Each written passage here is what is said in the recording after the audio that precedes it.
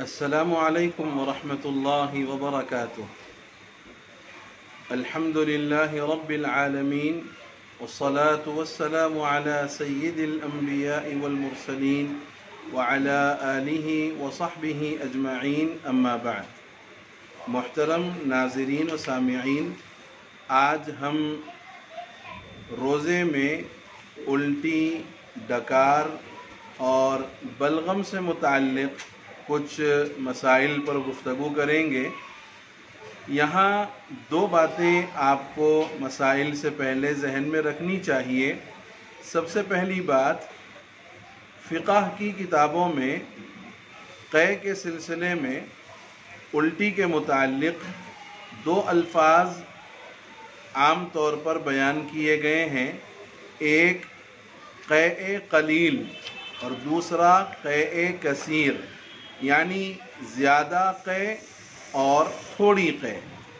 ہمیں سب سے پہلے اس کا فرق معلوم کر لینا چاہیے کہ زیادہ قے کسے کہتے ہیں۔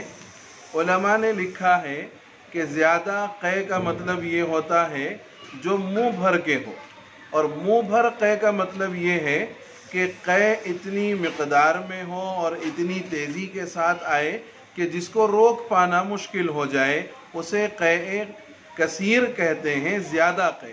اور جو اس سے کم مقدار میں ہوگی وہ قے قلیل یعنی تھوڑی قے کہلائے گی۔ دوسری بات ہمیں یہ ذہن میں رکھنی چاہیے کہ یہاں قے کے مسئلے میں عمد یعنی جان بوجھ کر کوئی عمل کیا جائے اس کا حکم الگ ہے، اور جو خود بخود ہو جائے اس کا حکم الگ ہے۔ چنانچہ ہم مسائل شروع کرتے ہیں۔ سب سے پہلا مسئلہ، روزے کی حالت میں اگر خود بخود قے ہو جائے اور وہ قے تھوڑی ہو یعنی منہ بھر سے کم ہو تو اس سے روزے پر کوئی اثر نہیں پڑے گا، یعنی روزہ نہیں ٹوٹے گا۔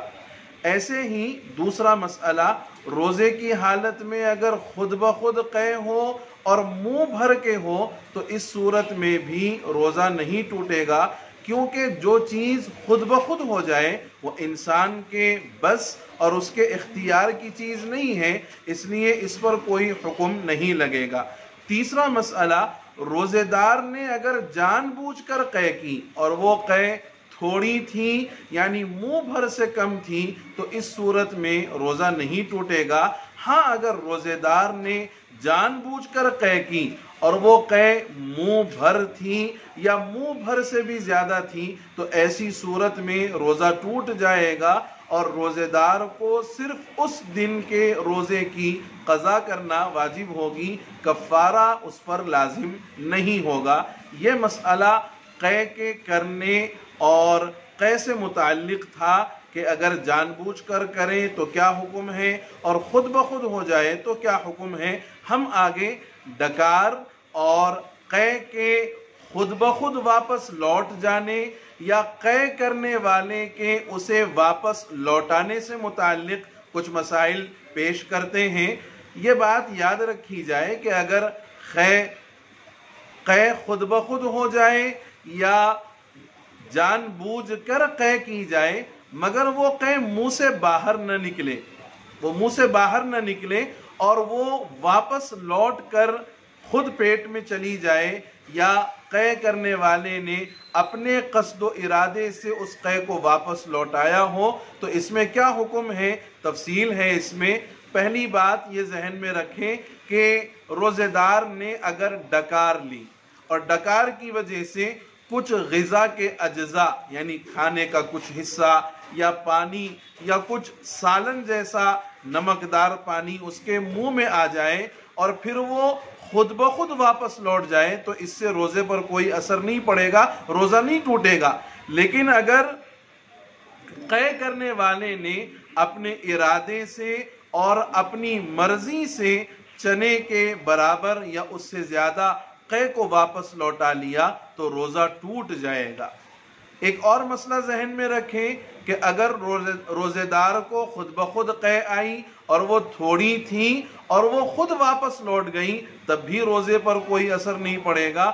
ہاں اگر قے کرنے والا اپنے ارادے سے چنے کے دانے کے برابر یا اس سے زیادہ کو واپس لوٹا لے تو پھر روزہ ٹوٹ جائے گا۔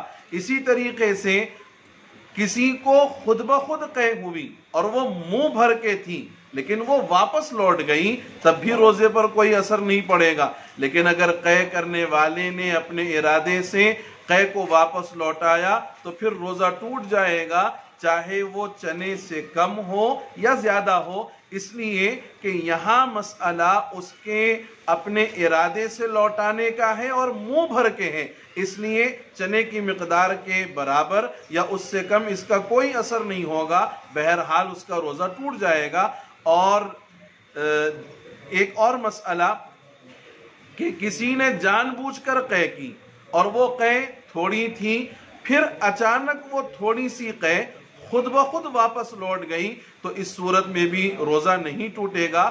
ہاں، اگر قے کرنے والا اپنے ارادے سے چنے کے دانے کے برابر یا اس سے زیادہ واپس لوٹاتا ہے تو پھر روزہ ٹوٹ جائے گا۔ اسی طریقے سے اگر جان بوجھ کر قے کی اور وہ منہ بھر کے تھی لیکن وہ واپس نہیں، یعنی منہ بھر کے قے کیا، جان بوجھ کر کیا، تو واپس لوٹائے یا واپس نہ لوٹائے، بہر دو صورت اس کا روزہ ٹوٹ جائے گا۔ ایک آخری مسئلہ اس سلسلے میں کہ روزے کی حالت میں بلغم کا حکم کیا ہے۔ اگر روزے کی حالت میں خود بخود یا کھکارنے کی وجہ سے بلغم آ جائے تو اس سے روزے پر کوئی اثر نہیں پڑے گا، چاہے روزے دار اس بلغم کو نگل لے یا اس کو تھوک دے۔ ہاں، بعض علماء یہ فرماتے ہیں کہ جو بلغم پیٹ کی طرف سے آنے والا ہو اور اتنا زیادہ ہو کہ اس کو منہ میں روکنا مشکل ہو تو بعض علماء کے نزدیک روزہ ٹوٹ جاتا ہے۔ اس لیے روزے کی حالت میں بلا ضرورت اور بلا وجہ کھکارنے سے احتیاط کرنا چاہیے۔ آخری بات یہ ہے کہ قے کے سلسلے میں ہم نے ابھی جو پوری تفصیلات بیان کی ہیں اور اس میں جو روزہ ٹوٹنے کا مسئلہ ہم نے بیان کیا ہے، یہ اس صورت میں ہے جبکہ روزے دار کو یاد ہو کہ وہ روزے سے ہے، تب اس کا روزہ ٹوٹے گا۔ لیکن اگر روزے دار کو یہ یاد ہی نہ ہو کہ وہ روزے سے ہے تو پھر کسی بھی صورت میں اس کا روزہ نہیں ٹوٹے گا۔ یہ چند مسائل روزے میں قے، الٹی اور بلغم وغیرہ سے متعلق تھے۔ اللہ تعالیٰ کہنے اور سننے سے زیادہ توفیق عمل نصیب فرما دے، آمین۔ والسلام علیکم ورحمۃ اللہ وبرکاتہ۔